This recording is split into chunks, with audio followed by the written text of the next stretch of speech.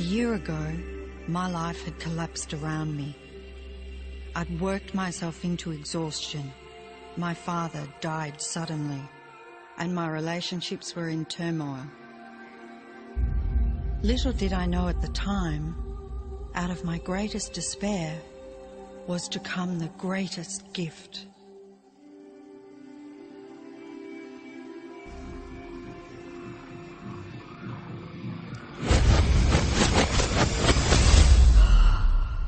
I'd been given a glimpse of a great secret.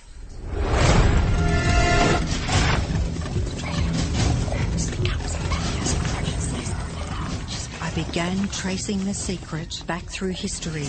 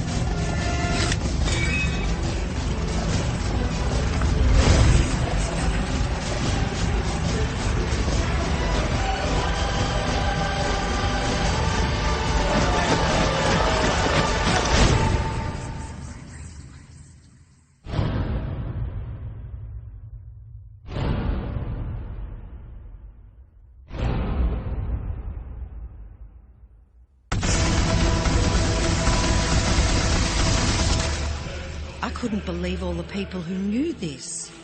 They were the greatest people in history.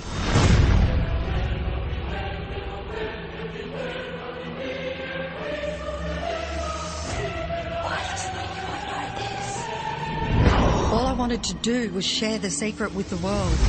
I began searching for people alive today who know the secret. One by one, they began to emerge.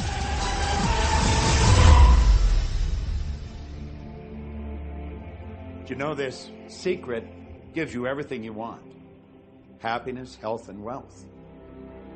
You can have, do, or be anything you want. We can have whatever it is that we choose. I don't care how big it is.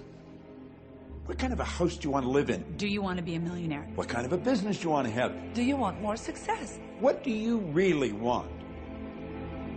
I've seen many miracles take place in people's lives. Financial miracles, miracles of physical healing, mental healing, healing in relationships. All of this happened because of knowing how to apply the secret. This is the great secret of life.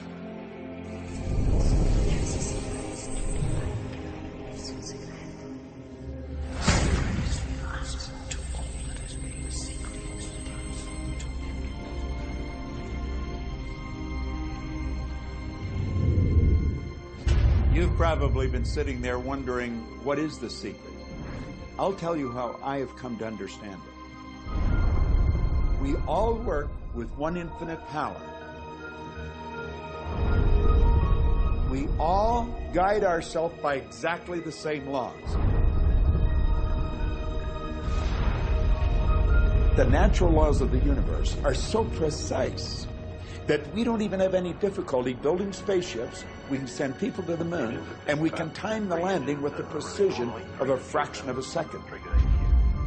I don't care if you're in India, if you're in Australia, New Zealand, Stockholm, or London, or Toronto, or Montreal, or New York.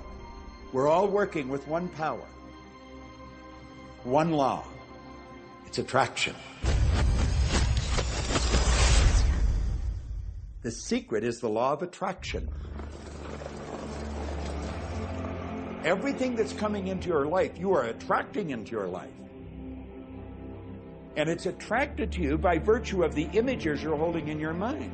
It's what you're thinking. You see, whatever is going on in your mind, you are attracting to you.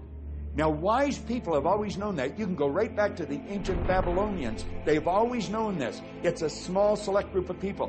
Why do you think that 1% of the population earns around 96% of all the money that's being earned? Do you think that's an accident? It's no accident. It's designed that way. They understand something. They understand the secret. And you are being introduced to the secret. The simplest way for me to look at the law of attraction is if I think of myself as a magnet, and I know that a magnet will attract to it.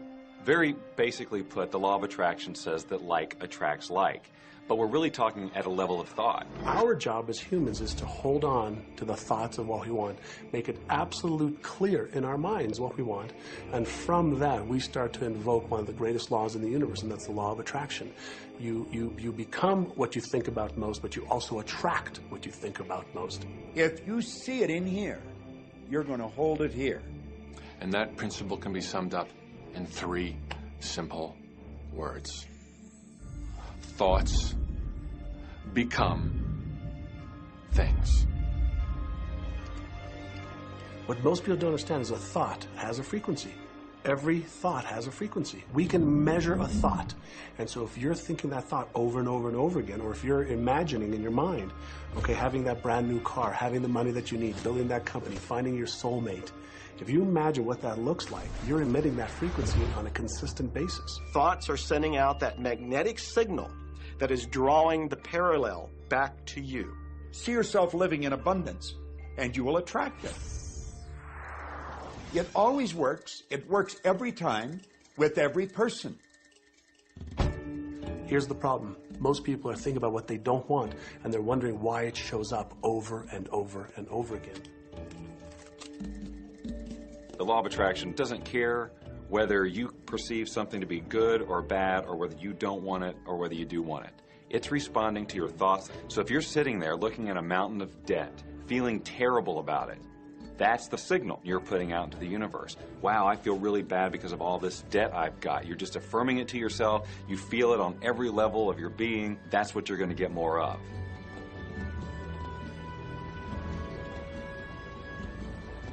So when you're looking at that thing you want and you're saying yes to it, you're activating a thought. And the law of attraction is responding to that thought and bringing you things that match that.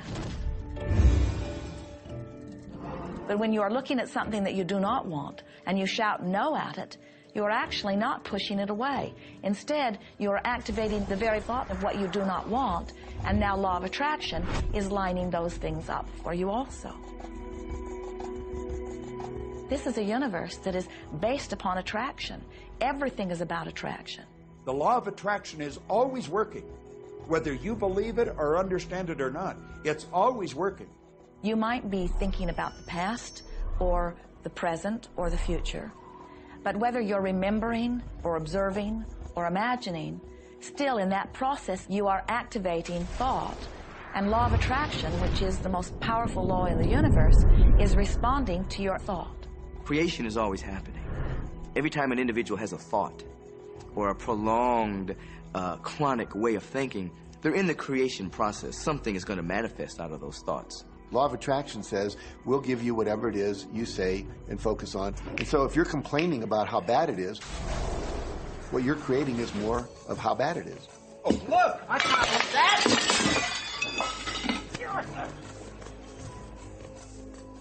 I had a student named Robert. Robert was a gay man, and he was taking an online course I have, part of which entails email access to me. And he outlined all of the grim realities of his life. In his job, all the people ganged up on him. And it was constantly stressful because of how nasty they were with him. When he walked down the street, he said every block he was accosted by homophobic people who wanted to abuse him in some way. He was wanting to become a stand-up comedian.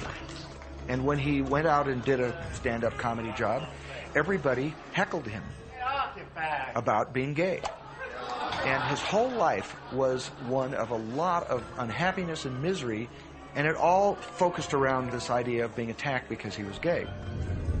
I began to teach him that he was focusing on what he did not want. I had directed him back to his email that he sent me and said, read it again. Look at all the things you do not want that you're telling me about. And I can tell you're very passionate about this.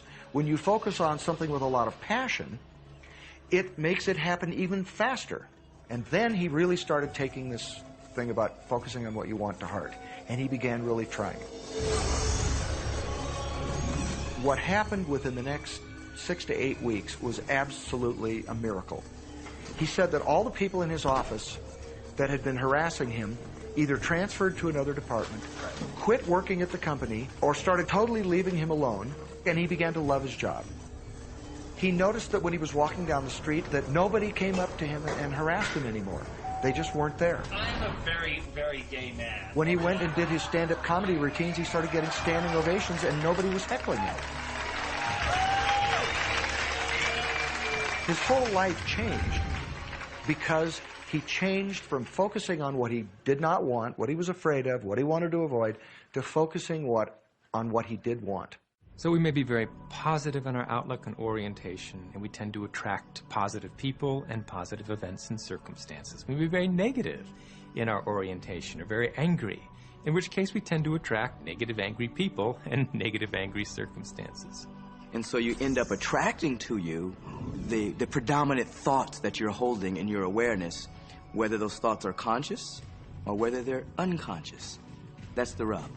If you look very carefully when it comes to the secret and the power of our mind and the power of our intention in our daily lives, it's all around us. All we got to do is open our eyes and look. You see law of attraction evidenced in your society when you see that the one who speaks most of illness has it, when you see that the one who speaks most of prosperity has it. Law of attraction is evident everywhere around you if you are understanding what it is. It has to do with you being a magnet, attracting thought, attracting people, attracting events, attracting lifestyle. Indeed, everything that you bring into your experience, you bring because of this powerful law of attraction. I mean, I'm not talking to you from the point of view of just wishful thinking or imaginary craziness. I'm talking to you from a deeper, basic understanding. Quantum physics really begins to point to this discovery. It says that you can't have a universe without mind entering into it, that the mind is actually shaping the very thing that is being perceived. Now, if you don't understand it, doesn't mean you should reject it. You don't understand electricity, probably. First of all, no one even knows what electricity is, and yet you enjoy the benefits of it. Do you know how it works? I don't know how it works, but I do know this, that you can cook a man's dinner with electricity, and you can also cook the man. People oftentimes, when they begin to understand the great secret, become frightened of all of these negative thoughts that they have. Two things they need to be aware of. One, it has been proven now scientifically that an affirmative thought is hundreds of times more powerful than a negative thought. So that eliminates a degree of worry right there. You live in a reality where there is this buffer of time, and truly that serves you. You're really not wanting to be in an environment where your thoughts manifest immediately.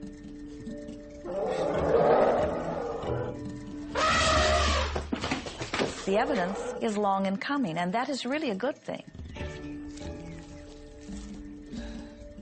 So you want to become aware of your thoughts, you want to choose your thoughts carefully, and you want to have fun with this, because you are the masterpiece of your own life. You are the Michelangelo of your own life. The David that you are sculpting is you, and you do it with your thoughts. The leaders in the past who had the secret wanted to keep the power and not share the power. So they kept people ignorant of the secret. People went to work, they did their job, they came home. They were on a treadmill with no power because the secret was kept in the few. We live in a universe in which there are laws. Just as there's a law of gravity, if you fall off a building, it doesn't matter whether you're a good person or a bad person, you're going to hit the ground. Everything that's around you right now in your life, including the things you're complaining about, you've attracted. Now, I know at first blush that's going to be something that you hate to hear. You know, you're going to immediately say, I didn't attract the car accident. I didn't attract this particular client. I didn't particularly attract the debt. I didn't attract whatever it happens to be that you're complaining about. And I'm here to be a little bit in your face and to say, yes, you did attract it. And this is one of the hardest concepts to get. But once you've accepted it, it's life transforming. This is part of the overall giant secret here. And most of us attract by default. We just think that we don't have any control over it. Our thoughts are on autopilot, our feelings are on autopilot, and so everything is just brought to us by default. Now, if this is your first time to hear this, it may feel like, oh, I have to now monitor my thoughts. This is going to be a lot of work. It will seem like that at first, but that's where the fun begins. We do not encourage that you try to monitor your thoughts. That will sort of make you crazy. There are so many thoughts coming to you from so many different directions about so many different subjects. That's where your emotional guidance system comes in. Your emotions, your emotional guidance system is what helps you to understand what you're thinking. So your thoughts cause your feelings. The emotions are this incredible gift that we have to let us know what we're attracting. There are only two emotions from our perspective. One feels good and one feels bad. You call them all sorts of different things, but essentially, all of those negative emotions, whether you call it guilt or anger or frustration, all feel much the same. They do not feel good. And all of those are guidance saying that which you are thinking about right now is not in line with what you are really wanting. On another level, it's called bad frequency or bad vibes or whatever you want to call it. The one that feels good, that feeling of hope or happiness or love, that good feeling, that positive emotion, is guidance saying that which you are thinking right now is in alignment with what you are wanting. So it's really so simple. It's right there. The answer is, what am I attracting right now? Well, how do you feel? I feel good. Well, good. Keep doing that. Our feelings are a feedback mechanism to us about whether we're on track or not, whether we're on course or off course. The better you feel, the more in alignment you are. The worse you feel, the more out of alignment you are. What you are doing as you are moving through the variety of your day-to-day experience is you are offering thoughts that are literally formulating your future experience. And you can tell by the way you feel if the things that you're moving toward will please you when you get there.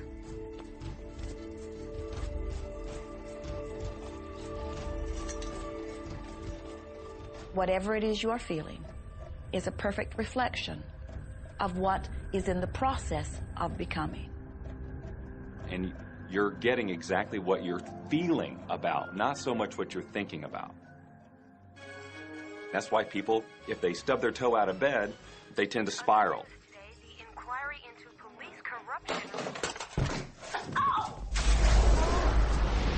The whole day goes like that, you know.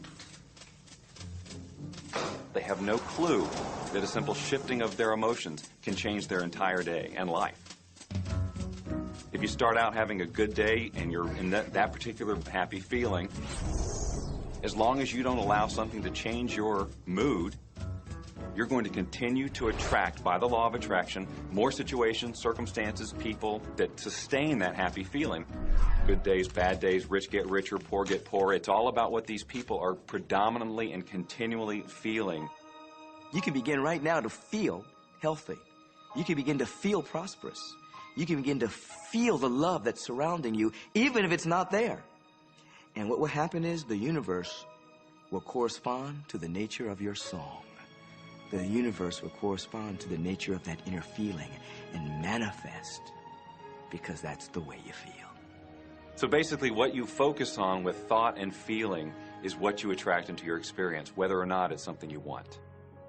What you think and what you feel and what manifests is always a match. every single time, no exception. It's hard to swallow. But when we can begin to open ourselves up to that, the ramifications are awesome. It means that whatever thought has done in your life, it can be undone through a shift in your awareness.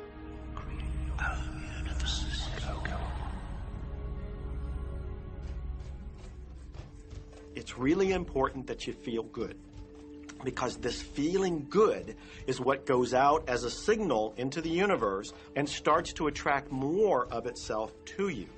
So the more you can feel good, the more you will attract the things that help you feel good, and it'll keep bringing you up higher and higher. When you're feeling down, do you know that you can change it like that? Put on a beautiful piece of music. Start singing. That'll change your emotion. Or think of something beautiful. Think of a baby. Maybe one you love. And dwell on it. Really keep that thought in your mind. Block everything out but that thought. I guarantee you'll start to feel good. This principle applies to your family pet, for instance, which I believe are wonderful because they put you in a great emotional state. When you feel love for your pet, that's a great state of love that's going to bring goodness into your life. What a gift that is. And when you begin to get the hang of this, when you begin to guide your thoughts based upon the way they feel, and you begin to notice the correlation between what you're feeling and thinking and what's coming back to you, before you know it, you will know that you are the creator of your own reality. And those who are watching from a distance will stand in amazement at the perfect life you live. Since I learned the secret and started applying it to my life has truly become magical. I think the kind of life that everybody dreams of, and I live on a day-to-day basis. I live in a $4.5 million mansion. I have a wife to die for. I get to vacation in all the fabulous spots of the world. I've climbed mountains, I've explored, I've been on safaris. And all of this happened and continues to happen because of knowing how to apply the secret. Life can be absolutely phenomenal, and it should be, and it will be, when you start using the secret. Yes, precious. Intensive.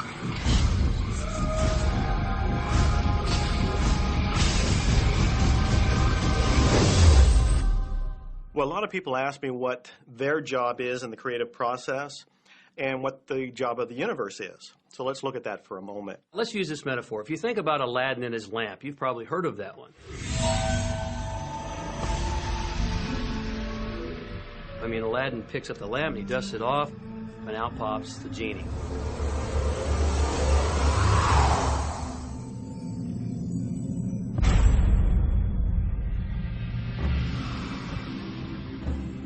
And the genie always says one thing. Your wish is my command. If you trace the story back to its origins, you know, we now think that there's 3 wishes, but if you trace the story back to its origins, there's absolutely no limit whatsoever to the wishes. Think about that one. Now, let's take this metaphor and blow it out and apply it to you in your life. Remember, Aladdin is the one who always asks for what he wants. Then you've got the universe at large, which is this grand genie, and traditions, you know, have called it so many different things. Your holy guardian angel, your higher self. I mean, we could put any label on it, and you choose the one that works best for you. But every tradition has told us there's something bigger than us. And the genie always says one thing. Your wish is my command. So we like to say to you that the creative process is a 3-step process. Step 1 is you must ask for what you want. You do not need to use words to ask. In fact, the universe is not even hearing words from you. The universe is responding completely to your thought.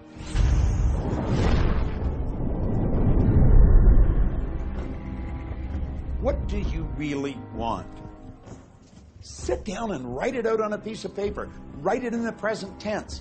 You might begin by writing, I am so happy and grateful now that, and then explain how you want your life to be in every area. And this is really fun. This is like having the universe as your catalog, and you flip through it and you go, well, I'd like to have this experience, and I'd like to have that product, and I'd like to have a person like that. It is you just placing your order with the universe. It's really that easy. The second step is answer, an answer to what you're asking. And that is not your work in your physical form. The universe will do that step for you. All of the universal forces are responding to the thoughts that you have set into motion. Your wish is my command. And the universe will start to rearrange itself to make it happen for you.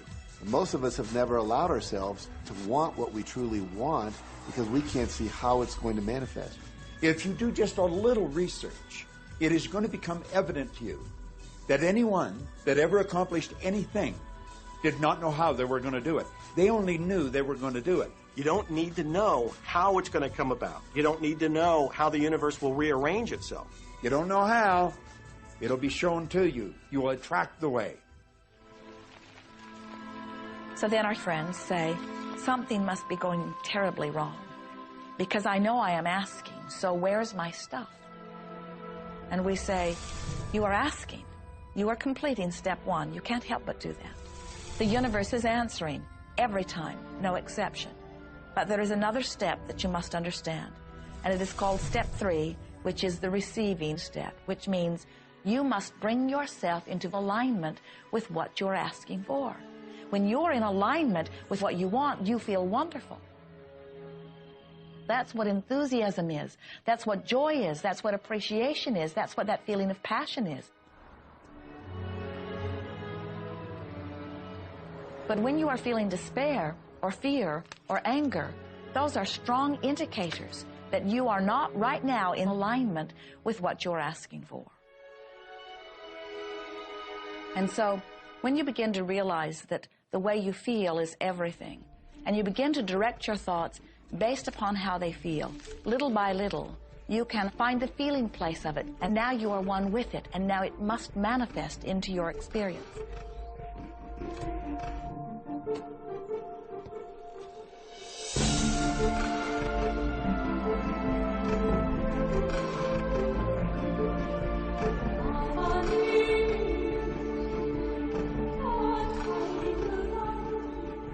And when you turn that fantasy into a fact, you're in the position to build bigger and better fantasies. And that, my friend, is the creative process. So the law of attraction, the study and practice of the law of attraction is just figuring out what will help you generate the feelings of having it now. Go test drive that car. Go shop for that home. Get in the house. Do whatever you have to do to generate the feelings of having it now and remember them. Whatever you can do to do that will help you to literally attract it. It could be you wake up and it's just there, it's manifest. Or you might get some inspired idea of some action to take. You certainly shouldn't be going, well, I could do it this way, but man, I would hate that, because you're not on the right track if that's the case. Action will sometimes be required, but if you're really doing it in line with what the universe is trying to deliver, it's going to feel joyous, you're going to feel so alive, time will just stop, you could do it all day. The universe likes speed. Don't delay, don't second guess, don't doubt. When the opportunity's there, when the impulse is there, when the intuitive nudge from within is there, act. That's your job. And that's all you have to do. You will attract everything that you require.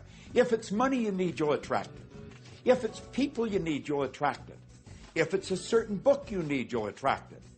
You've got to pay attention to what you're attracted to. Because as you hold images of what you want, you're going to be attracted to things and they're going to be attracted to you. But it literally moves into physical reality with and through you. And it does that by law.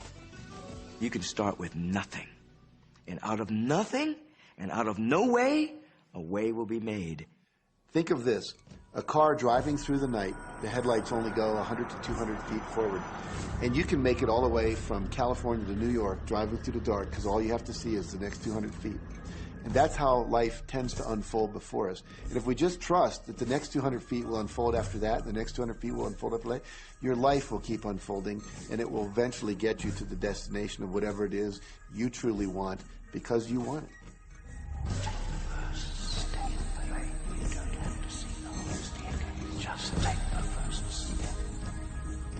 Well, another thing people wonder about is how long is this going to take? How long will it take to manifest the car, the relationship, the money, whatever it happens to be? Well, I don't have any rule book that says it's going to take you 30 minutes or 3 days or 30 days. I think it's more a matter of you being in alignment with the universe itself. Size it's nothing to the universe. It is no more difficult to attract on a scientific level something that we consider huge to something that we consider infinitesimally small. The universe does everything it does with zero effort. Grass doesn't strain to grow. It's effortless. It's just this great design. It's all about what's going on up here. It's about what we put in place, saying this is big, it's going to take some time. This is small, oh, I'll give it an hour. You know, those are our rules that we define. There are no rules according to the universe. You provide the feelings of having it now, it will respond. Some people have an easier time with little things, and so we sometimes say, well, start with something small, like a cup of coffee. Make it your intention to attract a cup of coffee today. Hold an image of talking to an old friend that you haven't seen for a long time. Somehow or another, somebody's going to start talking to you about that person. That person's going to phone you, or you'll get a letter from them. People are amazed how that I line up car parks, and I've done this right from when I first understood the secret. And I would visualize a car space exactly where I want it, and 95% of the time it would be there for me, and I'd just pull straight in. 5% of the time I'd have to wait just a minute or two, and the person would pull out, and I'd pull in. So I do that all the time.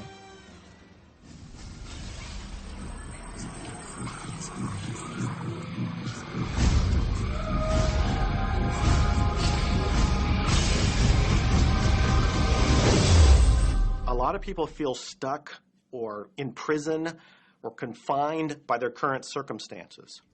And I'm trying to point out that whatever your circumstances right now, that is only your current reality. And current reality will begin to change as a result of watching this and beginning to use the secret. But sometimes it feels like you're stuck because you continue to think the same thoughts over and over again. And so you tend to get the same results over and over again. And the reason is because most people offer the majority of their thought in response to what they are observing. You see, if you're just looking at what is, then you're just thinking about what is. And when you think about what is, law of attraction gives you more of it. And then if you just observe what is, then you're just thinking about what is. And law of attraction gives you more of what is. And then if you just observe what, we've been over this, haven't we? You have to find a way that you are approaching what is through a different vantage point. Most people look at their current state of affairs and they say, this is who I am. That's not who you are. That's who you were. You see, if you look at your current state of affairs right now, let's say, for instance, that you don't have a lot of money in your bank account, or you don't have the relationship that you want, or your health and fitness isn't up to par. That's not who you are. That's the residual outcome of your past thoughts and actions. So we're constantly living in this residual, if you will, of the thoughts and the actions we've taken in the past. When you look at your current state of affairs and define yourself by that, then you doom yourself to have nothing more than the same in the future. All that we are is the result of what we have thought. Okay, what can you do right now to begin to turn your life around? I'll tell you 2 or 3 things. Start making a list of things to be grateful for. Start with that, because this shifts your energy. It starts to shift your thinking. Where before this exercise, you might be focusing on what you don't have, and you might be focusing on your complaints, and you might be focusing on whatever the problems are. When you do this exercise, you start to go in a different direction. You start to be grateful for all the things that you feel good about. Gratitude is absolutely the way to bring more into your life. Every man knows that when his wife's appreciating him for the little things he does, what does he want to do? He wants to do more. It's always about appreciation. It pulls things in. It attracts support. I've said for many years that whatever we think about and thank about, we bring about.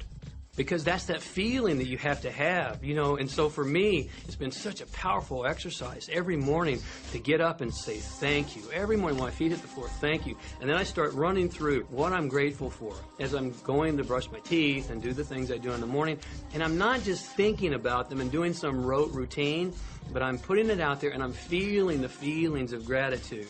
Because as soon as you start to feel differently about what you already have, You will start to attract more of the good things, more of the things you can be grateful for. Because you can look around and say, well, look, I don't have the car I want. I don't have the house I want. I don't have the health I want. I don't have the spouse I want. Oh, back up, back up. Those are all the things you don't want. Focus on what you already have that you're grateful for. And it might be you have the eyes to watch this. It might be the clothes that you have. Yes, you might prefer something else, and you might get something else pretty soon if you start feeling grateful for what you have. I think everybody goes through times when they say, oh, man, things aren't working right or things are going bad. And there were some things going on in my family, and I found a rock. I was just sitting here holding this rock. You might see me carrying around. I found a rock. I stuck it in my pocket. And I said, you know what? Every time I touch this rock, I'm going to think of something that I'm grateful for. And so every morning when I get up in the morning, I pick it up off the dresser, I put it in my pocket, and I go through the things that I'm grateful for. At night, what do? You empty your pocket, and there it is again. And I've had some different experiences with that. I've had some amazing experiences. I had a guy from South Africa, another time, he saw me drop it. He said, what is that? Well, what's that? I explained it to him, so he started calling it a gratitude rock. Gratitude rock. 2 weeks later, I got an email from him from South Africa. And he said, my son is dying from a rare disease. It's a type of hepatitis. He said, would you send me 3 gratitude rocks? Now, they're just rocks I found off the street, you know? So I said, sure. I had to make sure that the rocks were very special. And so I went out to the stream, looked, picked out the right rocks, and sent them off to him. 4 or 5 months later, I get an email from him. Said, my son's better. He's doing terrific. And he said, but you need to know something. He says, we've sold over 1,000 rocks at $10 a piece as gratitude rocks, and we've raised all this money for charity. Thank you very much. And so it's very important to be in an attitude of gratitude, as I call it. Another thing that I would suggest that you do right now to turn your life around, and this is so huge that I can't find the words to describe just how powerful this can be for you.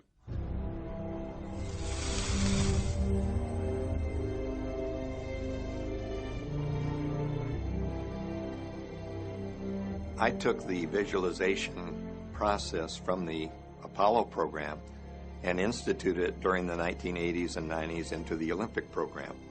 And it was called visual motor rehearsal. When you visualize, then you materialize. And the interesting thing about the mind is we took Olympic athletes and then hooked them up to sophisticated biofeedback equipment and had them run their event only in their mind. Incredibly, the same muscles fired in the same sequence when they were running the race in their mind as when they were running it on the track. How could this be? Because the mind can't distinguish whether you're really doing it or whether it's just a practice. I think if you've been there in the mind, you'll go there in the body. When you're visualizing, when you've got that picture playing out in your mind, always and only dwell upon the end result.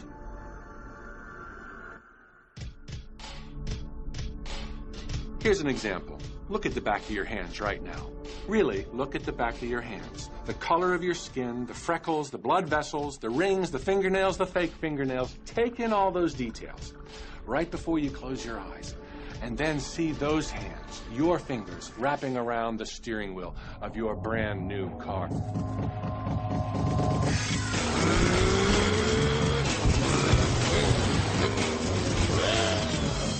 This is such a holographic experience, so real in this moment, that you don't even feel like you need the car because it feels like you already have it. It's the feeling that really creates the attraction, not just the picture or the thought. And I think for a lot of people, they think, well, if I think positive thoughts, or if I visualize having what I want, that'll be enough.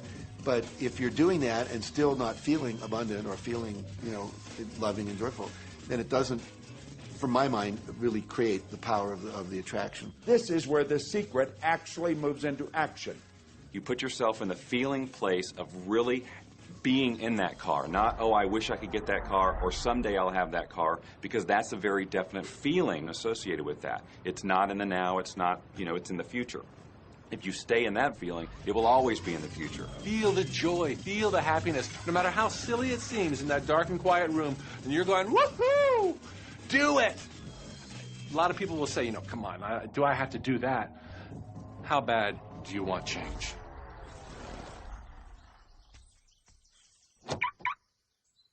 Now that feeling and that inner seeing will begin to be an open doorway through which the power of the universe will begin to express. What power I cannot say. All I know is that it exists. Our job is not to figure out the how. The how will show up out of the commitment and the belief in the what. The hows are the domain of the universe. It always knows the shortest, quickest, fastest, most harmonious way between you and your dream. If you turn it over to the universe, you will be surprised and dazzled by what is delivered to you. This is where magic and miracles happen.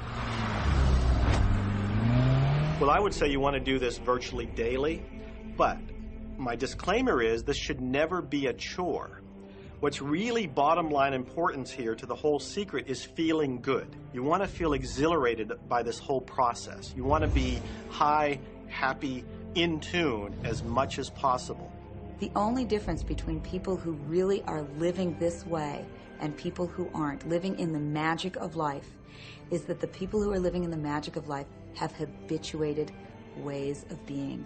They have habituated this process, and magic happens with them wherever they go, because they remember it and they do it all the time, not as a one-time event.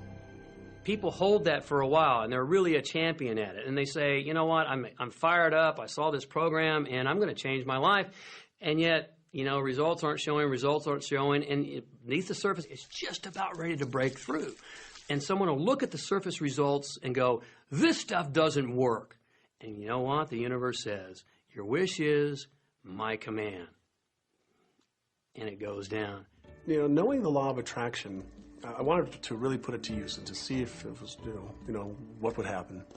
And in 1995, I started to create something called a vision board, where I take something that I would want to achieve, or something that I want to attract, like a car or a watch or the soulmate of my dreams, and I'd put a picture of what I wanted up on this board called the vision board. And every day I would sit in my office, and I would look up at this board, and I would start to visualize. I would really get into the state of having already acquired it. I was getting ready to move as we put all the furniture, all the boxes put into storage. And I made 3 different moves over a period of 5 years. And then I ended up in California and bought this house, renovated it for a year, and then had all the stuff brought from my former home 5 years earlier. One morning, about 7:30 in the morning, my son comes into my office, and one of the boxes that was sealed for 5 years was right at the doorstep. And my son, Keenan, was sitting on the box, banging away at the box. And I said, sweetheart, will you please stop me? I'm doing some work here. And he says, what's in the boxes, Daddy? And I said, well, honey, those are my vision boards. What's a vision board? I said, well, it's where I put all my goals up. I cut them out, and I put all my goals up as something that I want to achieve in my life. And, of course, at 5.5 years old, he didn't understand it. So I said, sweetie, let me just show you, because that'll be the easiest way to do it. And so I cut the box open. And when I pulled up the vision boards, there was the picture on there of a home that I was visualizing 5 years earlier. And what was shocking to me was we were living in that house, not a house like it. I had bought my dream home, renovated it, and didn't even know it. But I looked at that house, I started to cry because I was just blown away. Why are you crying? Honey, I finally understand how the law of attraction works. I finally understand the power of visualization. I finally understand everything that I've read, everything that I've worked with my whole life, the way I've built companies. It worked for my home as well. And I bought our dream home and didn't even know it.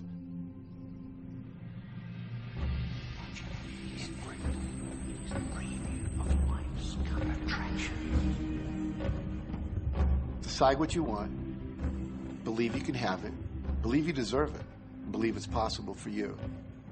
And then close your eyes every day for several minutes and visualize having what you already want and feeling the feelings of already having it. Come out of that and focus on what you're grateful for already. And really enjoy it, okay? And then go into your day and release it to the universe and trust that the universe will figure out how to manifest it.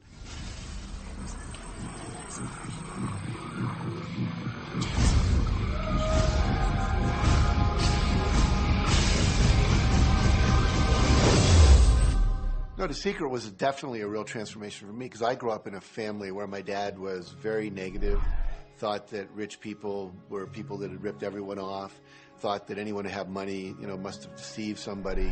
And so I grew up with a lot of beliefs about money, that if you had it, it made you bad. Only evil people have money. And, money doesn't grow on trees. That was a big one. Who do you think I am, Rockefeller? That was one of his favorite phrases. So I grew up truly believing that life was difficult, that it was hard, you had to struggle. And it was only when I met W. Clement Stone that I literally began to shift my life.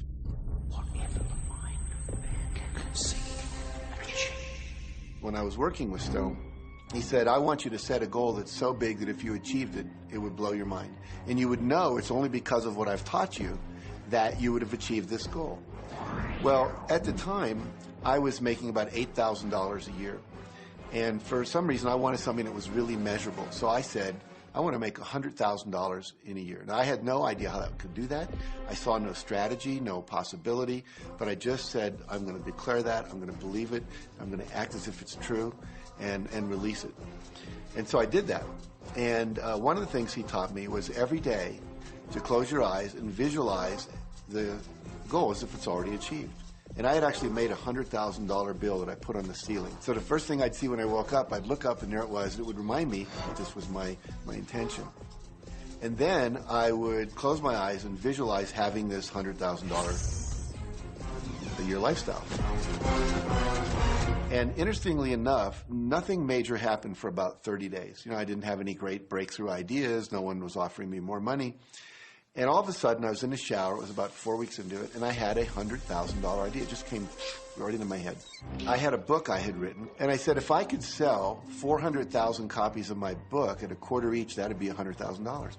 Now, the book was there, but I never had this thought. And one of the secrets, I think, is that when you have inspired thought, you have to trust it, and you have to act on it. Now, I didn't know how to do that. I didn't know how I was going to sell 400,000 copies. We'd never done that. And then I saw the National Enquirer at the supermarket. I'd seen that millions of times, and it was just background. And all of a sudden, it jumped out of me as foreground, and I thought, wow, if readers knew about my book, certainly 400,000 people would go out and buy it. And about 6 weeks later, I gave a talk at Hunter College in New York to 600 teachers, and this lady comes up at the end and she says, that was a great talk. I'd like to interview you. Let me give you my card. And I said, who do you write for? I'm a freelancer, but I sell most of my stuff to the National Enquirer. And I had this little theme from the Twilight Zone went off in my head. You're like, whoa, this stuff's really working. So that article came out, and our book sales started to take off. But the point I want to make is that I was attracting into my life all these different events, including this person. And to make a long story short, I did not make $100,000 that year. We made $92,327. But do you think we were like depressed and going, this doesn't work? No, we were going, whoa, this is amazing. And so my wife said to me, wow, if it works for 100,000, you think it'd work for $1 million? And I said, I don't know. I think so. Let's try it. My publisher actually wrote me a check as a royalty check for our first Chicken Soup for the Soul book.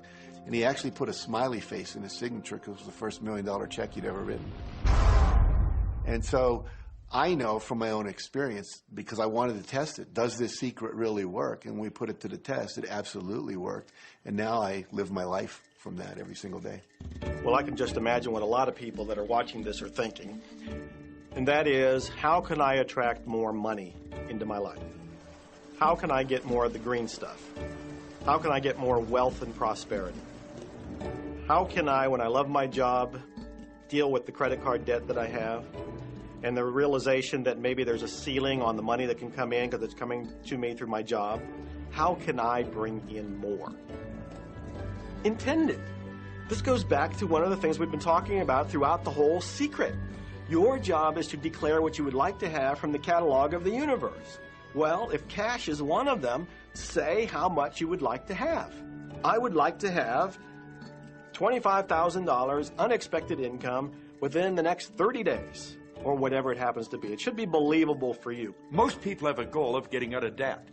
That'll keep you in debt forever. Whatever you're thinking about, you will attract. You'll say, but it's get out of debt. I don't care if it's get out or get in. If you're thinking debt, you're attracting debt. Set up an automatic debt repayment program and then start to focus on prosperity. So many times people say to me, well, I'd like to double my income in the next year. But then you look at their actions and they're not doing the things that are going to make that happen. And they'll turn right around and go, well, I can't afford that. Okay, guess what? Your wish is my command. As you are fussing about not having enough money, as you are talking to your friend about not having enough money, as you are feeling unhappy about not having enough money, you are actually activating within yourself or continuing the activation of a thought that is very different from the desire that you have launched. What it just comes down to is you just can't want more money and focus upon not enough. When I first understood the secret, I was getting bills. Every day I'd get a bunch of bills in the mail. And I thought, how do I turn this around? The law of attraction states that what you focus on, you will get. So I got a bank statement. I whited out the total and I put a new total in there. I put exactly how much I want to see in the bank. So I thought, what if I just visualize checks coming in the mail? So I just visualize a bunch of checks coming in the mail. Within just 1 month, things started to change. And it is amazing. Today, I just get checks in the mail. I get a few bills, but I get more checks than bills. I grew up on you have to work hard for money, you have to work hard for money. And so I replaced that with money comes easily and frequently. Now, in the beginning, it feels like a lie, right? There was a part of your brain that will say, oh, you liar, it's hard.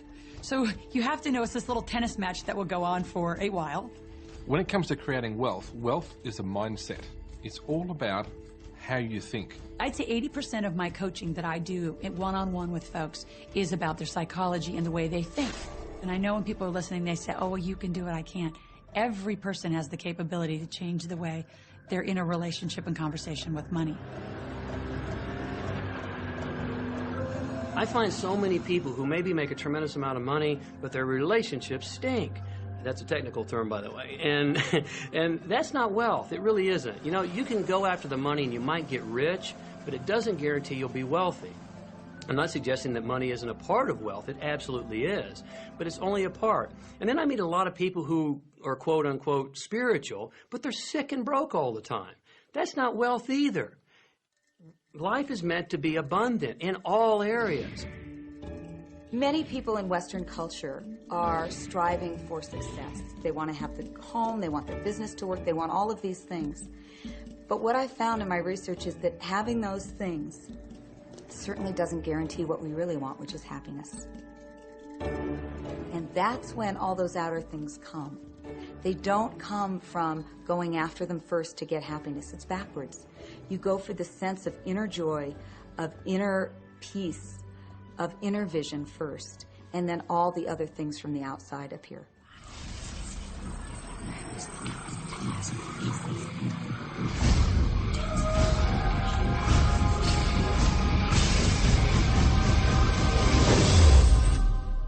The secret means for me actually that we are creators of our universe, and that every wish of what we want to create will manifest in our life. Therefore, it's very important what you wish, what your thoughts are, what your feelings are, because it will manifest. Now, one day I went into somebody's home, and he was an art director of a very famous film producer. And in every corner, he had this beautiful image of a woman, a naked woman dressed with a fabric, kind of doing this, kind of saying, oh, I don't look at you, I don't see you, And I said, I think you have trouble in your romance. Are you a clairvoyant or something? No, but look, 7 places you have exactly that woman. But I love that kind of painting. I painted it myself. That's even worse, I said, because you put all your creation and your creativity in it. Now, he's this gorgeous-looking man. He has all these actresses around him because that's the work he does. He doesn't get romance. I said, what do you want? Well, I want to date 3 women a week.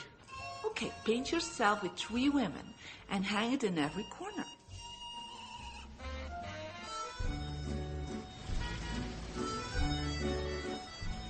6 months later, I see him in Europe and said, how is your love life? Great. They just call me. They all want to date me. Because that's your wish. Now I have like 3 dates a week. They're fighting over me. Good on you. But I really want to stabilize a little bit. I want marriage, and I want romance. Well, paint it, okay? So he painted a beautiful romantic relationship. And a year later, he got married and is very happy. Because he put another wish out. But he wished it in himself for years, but it did not happen. Because his wish could not manifest because the outer level of himself, his house, was just contradicting himself all the time. So if you know this knowledge, you should start playing with it. Inside relationships, it's important to first understand who's coming into the relationship. And I don't mean about your partner, I mean about you. How can you ever expect anyone else to enjoy your company if you don't enjoy your own company?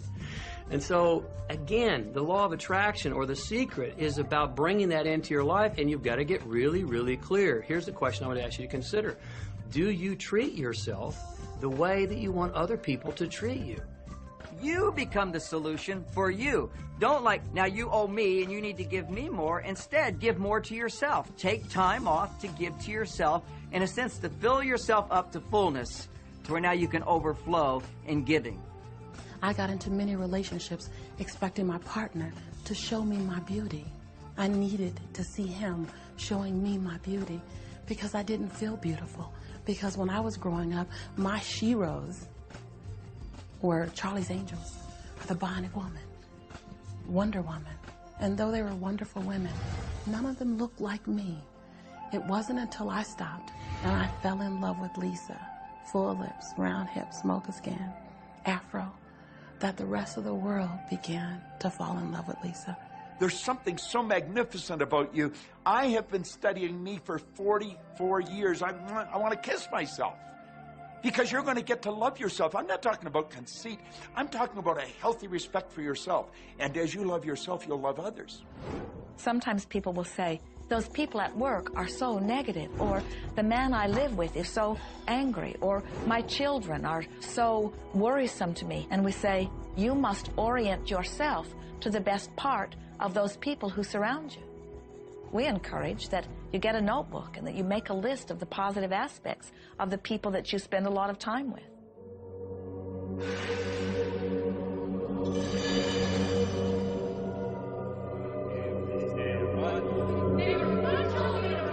There could be someone that you have a terrible experience with, a terrible relationship with. And in the privacy of your own mind, and with quite a bit of work, we will admit, as you focus upon things that you like most, those people will become that mostly to you.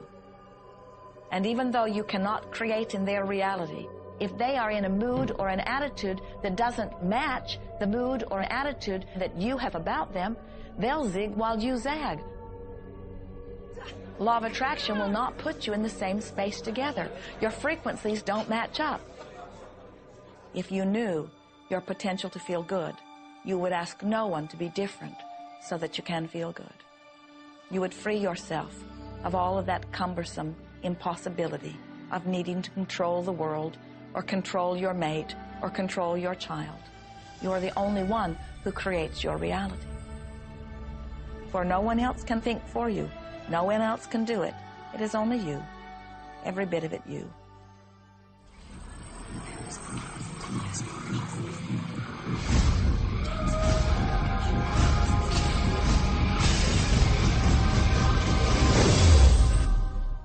It's important to recognize that our body is really the product of our thoughts. We're beginning to understand in medical science the degree to which the nature of thoughts and emotions actually determines the physical substance and structure and function of our bodies. We've known in the healing arts of a placebo effect. A placebo is something that supposedly has no impact and no effect on the body, like a sugar pill or something. You tell the patient that this is just as effective. And what happens is the placebo has the same effect, if not greater effect, than sometimes the medication is supposed to be designed for that effect. So they found out that the human mind is the biggest factor in the healing arts. more so than sometimes the medication. If somebody is in a situation where they're sick and they have an alternative to try to explore what is in their mind creating it versus using medicine, if it's an acute situation that could really bring death to them, then obviously the medicine is a wise thing to do while they explore what the mind is about. So you don't want to negate medicine. Every form of healing has a place. There is only a stream of well-being that flows, you know. It is a stream of pure positive energy. And the universe, all that we know, is abundant with only that. This is a world that is based upon well-being, and well-being dramatically abounds. And when you are allowing that stream to flow in its fullness, you feel very, very good. And when you are pinching it off a bit, you feel not so good. There is only a stream of goodness or well-being which you are allowing or not. And your magnificent emotions are telling you what the mix is, how you're doing in your allowing or your resisting of this connection. You know people who have had terminal disease. Stop and think of the word dis-ease. Hyphenate the word. That's a body that's not at ease. We've got 1,000 different diagnoses and disease out there. They're just the weak link. They're all the result of one thing: stress.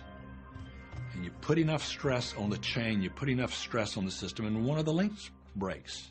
Our physiology creates disease to give us feedback, to let us know we have an imbalanced perspective and we're not loving and we're not grateful. So the body's signs and symptoms are not something terrible. The question that's frequently asked is when a person has manifested a disease in their body temple or some kind of discomfort in their life, through the power of right thinking, can it be turned around? And the answer is absolutely yes. On November 23rd, I was diagnosed with breast cancer. I truly believed in my heart, with my strong faith, that I was already healed. During the day, all day long, I would just say, thank you for my healing. On and on and on I went, thank you for my healing. I believed in my heart I was healed. I saw myself as if cancer was never in my body. One of the things I did to heal myself was to watch very funny movies. That's all we would do, is just laugh, laugh, laugh. We couldn't afford to put any stress in my life because we knew stress was one of the worst things you can do while you're trying to heal yourself. From the time I was diagnosed, which was November 23rd, to the time I was healed totally was approximately 3 months. And that's without radiation and chemotherapy. Well, we come with a basic program. It's called self-healing. You get a wound, it grows back together. You get a bacterial infection, the immune system comes and takes care of those bacteria and heals it up. The immune system is made to heal itself. Disease cannot live in a body that's in a healthy emotional state. Your body is casting off millions of cells every second, and it's creating millions of new cells. In fact, literally, parts of our body are replaced every day. Other parts take a few months, other parts a couple of years. But within a few years, we have a brand new physical body. If you have a disease and you're focusing on it and you're talking to people about it, you're going to create more disease cells. See yourself living in a perfectly healthy body. Let the doctor look after the disease. Can you feel the difference between having painful arthritis in your hips and feeling fearful about it, or having painful arthritis in your hips and feeling hopeful about it? The difference between fearful and hopeful is the difference between recovery or not. Happier thoughts lead to essentially a happier biochemistry, a happier, healthier body. Negative thoughts, stress, has been shown to seriously degrade the body and the functioning of the brain, because it's our thoughts and emotions that are continuously reassembling, reorganizing, recreating our body. Remove physiological stress from the body, and the body does what it was designed to do. It heals itself. I've seen kidneys regenerated. I've seen cancer dissolved. I've seen eyesight improve and come back. I always say that incurable means curable from within. You can change your life and you can heal yourself.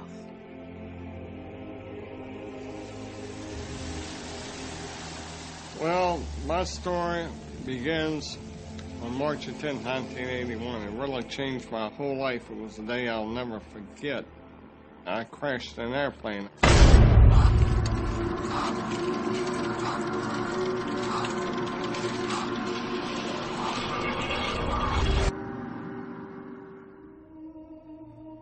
I ended up in the hospital completely paralyzed. My spinal cord was crushed. I broke the first and second cervical vertebrae. My swallowing reflex was destroyed. I couldn't eat or drink. My diaphragm was destroyed. I couldn't breathe. All I could do was blink my eyes. The doctors, of course, said all my life I'd be a vegetable. All I'd do is blink my eyes the rest of my life. That's the picture they saw of me, but it didn't matter what they thought. The main thing was what I thought.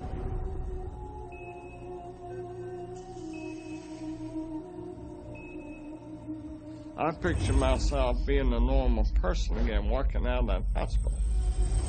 The only thing I had to work with in the hospital was my mind. As long as you have your mind, you can put things back together again.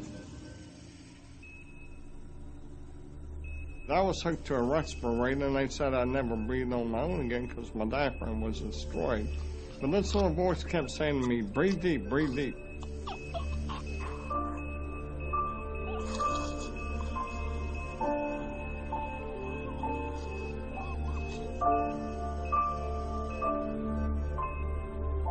Finally, I was weaned from it. They were at a loss for an explanation.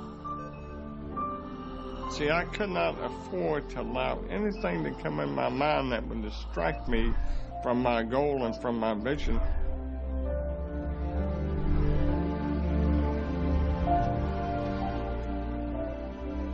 Well, I set a goal to walk out of the hospital on Christmas. That was my goal.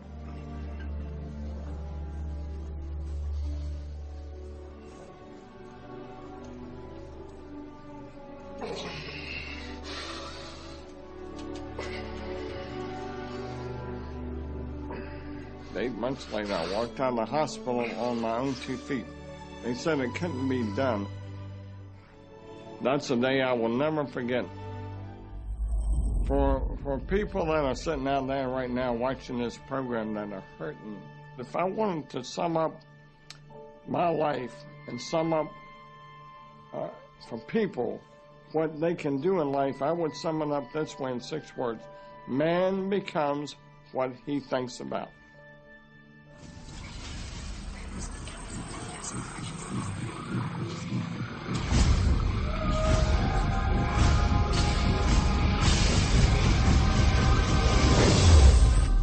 We notice that there are so many people who are living life in a very conditional way. They look out and they see things that are wonderful and they say, yes, we want more of those. We would vote for that. We would support that with our time and energy and money. But then they look out and they see things that they do not want, terrible things that they do not want to live and that they do not want to see others live. And they say, we've got to do something about getting rid of those things. But they don't realize that as they push against the unwanted, they add power to it. In this world, there is a war against poverty and a war against cancer and a war against teenage pregnancy and a war against terrorism and a war against violence and a war against terrorism. We mentioned that there's a war against terrorism, and all of this pushing against is only adding to, because you can't say no and make it go away. When you shout no, law of attraction is lining that up. The reason that what you resist persists is because if you're resisting something, you're saying, no, I don't want this thing because it makes me feel this way, the way I'm feeling right now. So you're just putting out this really strong emotion of, wow, I really don't like this feeling, and it's there, and it just comes racing towards you. You know, the anti-war movement creates more war. The anti-drug movement has actually created more drugs because we're focusing on what we don't want, drugs. People will say, well, shouldn't I focus upon that? That is true. And we say, that is like saying, because someone gave their attention to something they did not want long enough that now it is manifested, I should do it too. And we say, we don't really understand that reasoning. Mother Teresa was brilliant. She said, I will never attend an anti-war rally. If you have a peace rally, invite me. You know, she knew. She understood the secret. I mean, look what she manifested in the world. So if you're anti-war, be pro-peace.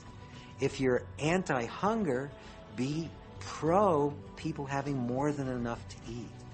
If you're anti a particular politician, be pro his opponent. Often elections are tipped in the favor of the person that people are really against because he's getting all the energy and all the focus. You want to focus on what you want, not what you don't want. It's okay to notice what you don't want because that gives you contrast to say, well, this is what I do want. But the fact is that the more you talk about what you don't want or talk about how bad it is, read about all of that all the time, and then say, oh, how terrible it is, well, you're creating more of that. You know, so many times people say to me, well, James, I have to be informed. Maybe you have to be informed, but you don't have to be inundated. Learn to become still and to take your attention away from what you don't want and all the emotional charge around it and place the attention on what you wish to experience. I always say when the voice and the vision on the inside become more profound and more clear and loud than the opinions on the outside, you've mastered your life. You are not here to try to get the world to be just as you want it to be. You are here to create the world around you that you choose, while you allow the world as others choose it to be, to exist also.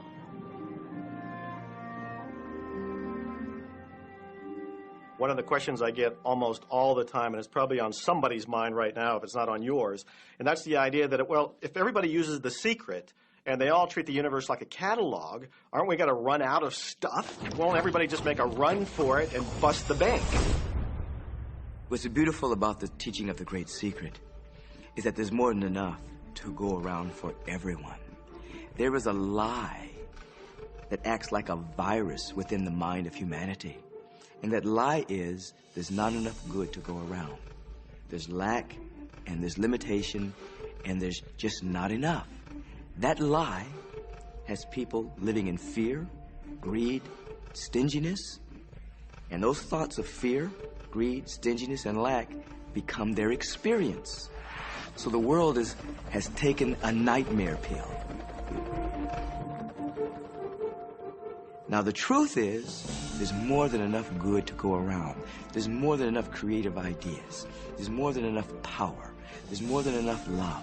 There's more than enough joy. All of this begins to come through a mind that is aware of its own infinite nature. Every great teacher who's ever walked the planet has told us that life was meant to be abundant. And so just when we think that resources are dwindling, we find new resources to achieve the same things. And so even though we say we have lack, it's because we don't open up our vision and see all of what's around us. You know, when everybody starts to live from their heart and go for what they want, they don't go for the same things. That's the beauty of this. We don't all want BMWs. We don't all want the same person. We don't all want the same experiences. We don't all want the same clothing. We don't all want fill in the blank. There's enough for everyone. If you believe it, if you can see it, if you act from it, it will show up for you. That's the truth. So let the variety of your reality thrill you as you get to choose from among it those things that you're wanting. And when you see something that you want in your experience, think about it. Find the feeling place of it. Get inside of it. Talk about it and write it down. Write a script about it. Make it your reality by becoming a match to it. And when you see those things that you're not wanting in your experience, do not talk about them. Don't write about them. Don't join groups that worry about them. Don't push against them. Do your best to ignore them. Remove your attention from the things that you do not want while you give your undivided attention to the things that you do want. Most of the leaders in the past missed the great part of the secret, which is empowering and sharing with others. This is the best time to have ever been alive in history. It's the first time we've ever had the power to gain knowledge at our fingertips.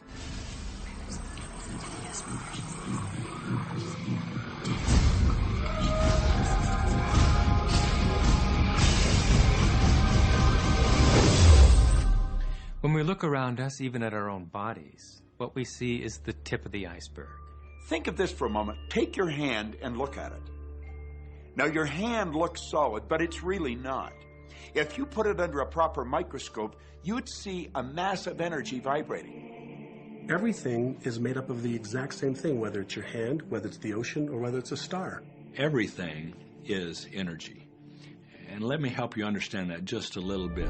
There's the universe, of course, and our galaxy, and our planet, and then individuals, and then inside of this body are organ systems, and then there's cells, and then there's molecules, and then there's atoms, and then there is energy.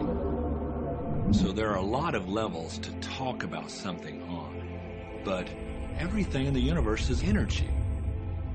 I don't care what city you're living in, you've got enough power in your body, potential power, to illuminate the whole city for nearly a week. Most people define themselves by this finite body, but you're not a finite body. I mean, even under a microscope, you're an energy field. Well, what we know about energy is this. You go to a quantum physicist and you say, what creates the world? And he or she will say, energy. Well, describe energy. Okay, it can never be created or destroyed. It's always was, always has been.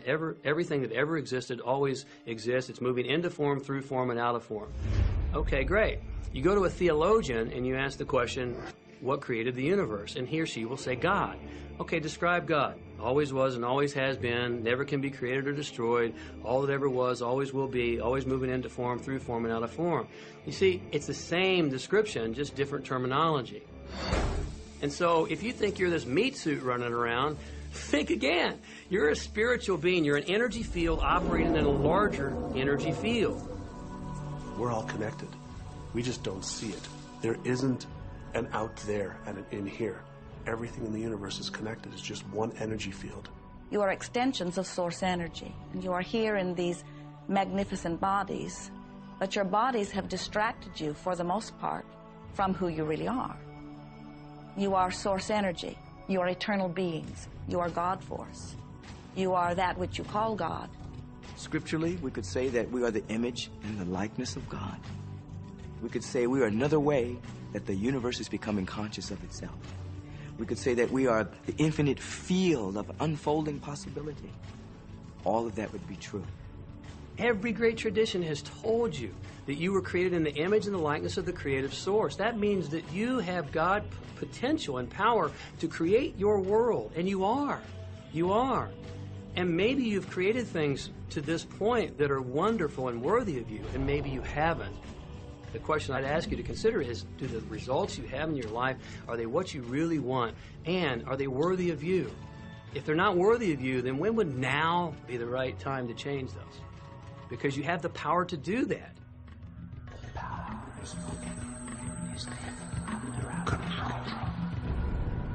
You know, a lot of people feel like they're victims in life, and they'll often point to past events, perhaps growing up with an abusive parent or in a dysfunctional family. And I would add as a parenthesis here that most psychologists believe that about 85% of families are dysfunctional. So it's like all of a sudden you're not so unique. My parents were alcoholics. My dad abused me. My mother divorced him when I was 6. From the age of 13 to 18, I was involved in street gangs. I had a severe motorcycle accident. I was homeless at one point in Dallas. I lived in poverty for 15 years in Houston. When I was a child, I had learning difficulties, and I was considered learning disabled, and I was told I would never read, write, or communicate, never amount to anything, not go very far in life. I mean, that's almost everybody's story in some form or not. So that's just called so what. The real what is, what are you going to do now? What do you choose now? Because you can either keep focusing on that or you can focus on what you want. And when people start focusing on what they want, what they don't want falls away. And that part expands and the other part disappears. We are wanting you to come to the place where you're beginning to offer your thought deliberately, where you're guiding your thoughts on purpose, where you are the creator of your own experience because you are the manager of your own thought. The beautiful thing about the law of attraction is that you can begin where you are, and you can begin to think, real thinking, and you can begin to generate within yourself a feeling tone of harmony and happiness. The law will begin to respond to that. So now you start to have different beliefs, like there is more than enough in the universe, or you have the belief that everything goes right for me, Or you have the belief that I'm not getting older, I'm getting younger. We can create it the way we want it by using the law of attraction. And you can break yourself free from your hereditary patterns, cultural codes, social beliefs, and prove once and for all that the power within you is greater than the power that's in the world. Some of you may be thinking, well, that's very nice, but I can't do that, or she won't let me do that, or he'll never let me do that, or I haven't got enough money to do that, or I'm not strong enough to do that, or I'm not rich enough to do that, I'm not. Every single I'm not is a creation. Whether you can or you can't, you are right. Are there any limits to this? Absolutely not. We are unlimited beings. We have no ceiling. The capabilities and the talents and the gifts and the power that is within every single individual on this planet is unlimited.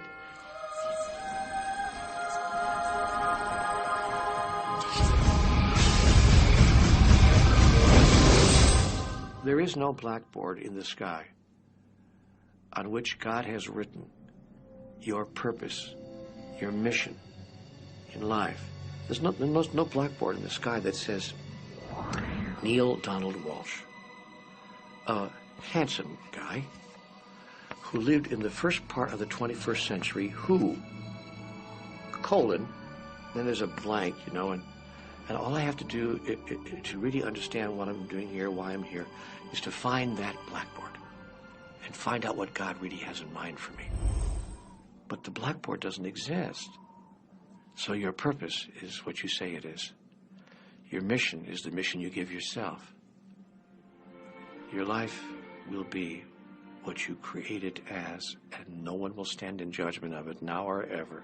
It took a lot of years for me to get this, because I grew up very much with this idea that, you know, there was something I was supposed to do, and if I wasn't doing it, I was like, God wouldn't be happy with me, you know? When I really got that my primary aim was to feel and experience joy, then I began to do only those things which brought me joy. We have a saying, you know, if it ain't fun, don't do it, you know? Joy, love, freedom, happiness, laughter. That's what it is. And if you've just experienced joy sitting there and meditating for an hour, by golly, do that. If you experience joy eating a salami sandwich, then do that. When I pet my cat, I'm in a state of joy. When I walk in nature, I'm in a state of joy. So I want to constantly put myself in that state. And when I do that, then all I have to do is have the intention of what I want, and what I want manifest. So inner happiness actually is the fuel of success. Anything that makes you feel good is always going to be drawing in more. You are listening to this right now. It's you that drew this into your life. It's your choice whether you want to take it and utilize it.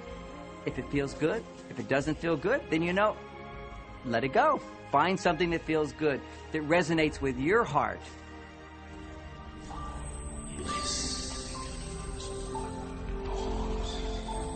Joseph Campbell said, follow your bliss. We think those are the best words we have ever heard spoken from a human tongue. And if one could follow one's bliss, you would follow the trail to abundance and well-being on all subjects. Enjoy life with us, because life is phenomenal. It's a magnificent trip. You will live in a different reality, a different life, and people will look at you and say, what do you do different than me? Well, the only thing that is different is that you work with the secret. And then you can do and have and be things that people will say that's impossible for you to do and have and be. We're really now moving into a new era. It's the era where the last frontier is not space, as Star Trek would say, but it's going to be mind. I see a future of unbounded potential, unbounded possibilities. Remember, we're using at most 5% of the potential of the human mind. 100% human potential is the result of proper education. So imagine a world where people were using their full mental and emotional potential. We could go anywhere, We could do anything, achieve anything. See yourself with the good that you desire. Every religious book tells us that. Every great book on philosophy, every great leader, all the avatars who have ever lived. Go back and study the wise ones. Many of them have been presented to you in this program. You know what? They all understood one thing. They understood the secret. Now you understand it. And the more you use it, the more you'll understand it. You may be feeling that it would be easier to be hearing these words if they had come to you the first day of your experience upon this earth. And if we were talking to you on your first day of physical life experience, we would say to you, welcome to planet Earth.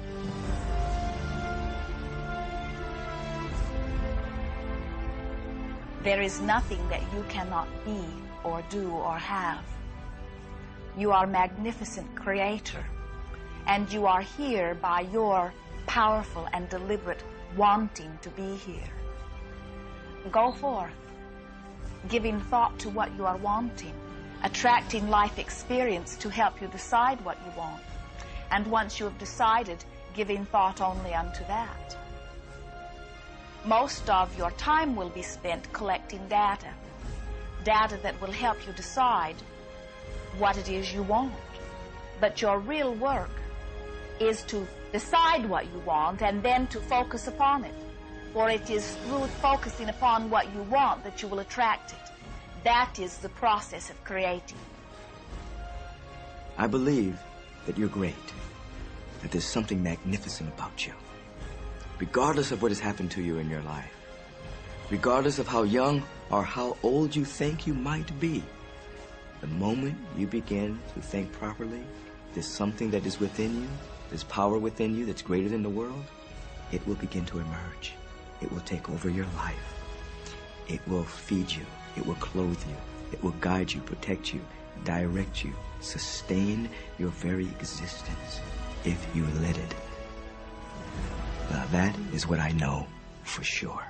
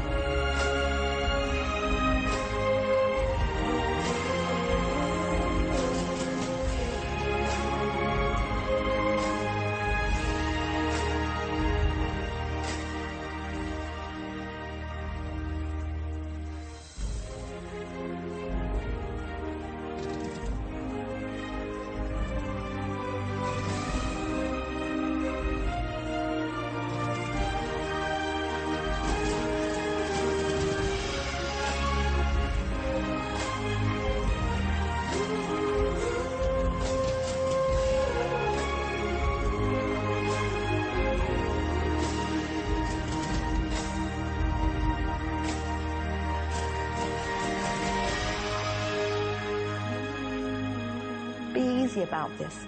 Have fun with it. There is nothing you are supposed to do, only that which you want to do.